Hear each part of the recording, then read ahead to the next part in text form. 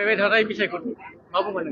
थानाय बिसायख'थियाथ' मोजाङै मोजां जानांगौ जेराव इसिबां जौगाखांनायनि हाबाफारि लानानै खामानि मावगासिनो दं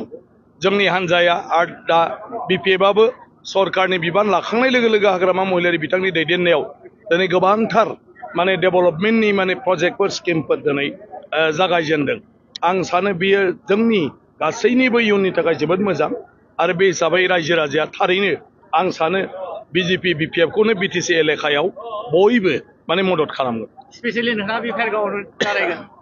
बेथ' दैदेनगिरिफ्रासो थिग खालामगोन जे बबे जायगायाव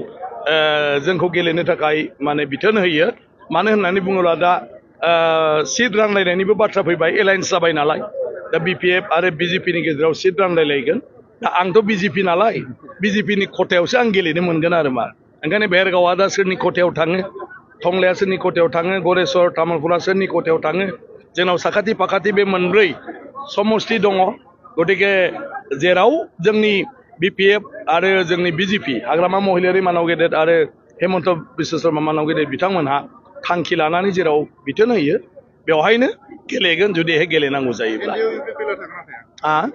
एनडिएआवथ' इउपिपिएलआ आथिखालसिम दंबाय थायो आरो दा जोबथारनाय बेलायाव जिहेतु बिपिएफ आरो इउपिपिएलनि गेजेराव सावरायनायनि बाथ्राखौ बुंबाय थादों जे मोनसे गोरोबथायाव फैयोना फैया आरो बिनि उनाव माबायदि डिसिसन फैयो अदेबानि बिजेपिनिफ्रायथ' इउपिपिएल हिसाबै जयै थानायनि बाथ्राखौनो बुंबाय थादों मोगथां महर मोनो जाफुङो जोबोद गोजोननाय मोनो दा डिमाकुसि आं एमएलए जाखांनायनि उनावनो बे स्टेडियामखौ आङो बे जायगायाव होदोंमोन आरो दिनै बियो कमप्लिट जानानै माने जोंनि गेलेगिरिफोरनि थाखाय बाहायजानाय जाबाय बेवहाय मोननै जाबाय मोनसे इनडोर स्टेडियाम आरो मोनसेया जाहैबाय नोङो बायहेरायाव आउटडोर बेवहाय आरो दिनै बेजों लोगोसे आरो मोजां खामानि जों मावबावदों जे जोंनि भेरगावआवबो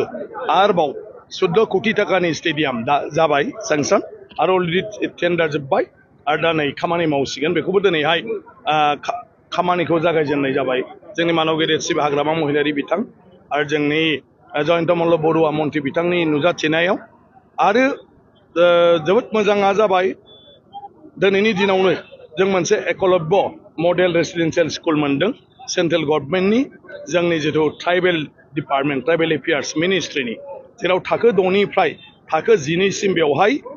खरसा नाङाजासे हस्टेलाव थानानै जोंनि फरायसा फरायसुलिया फरायनो हागोन आरो 11 थाखोनिफ्राय 12 थाखोसिम मोनथाम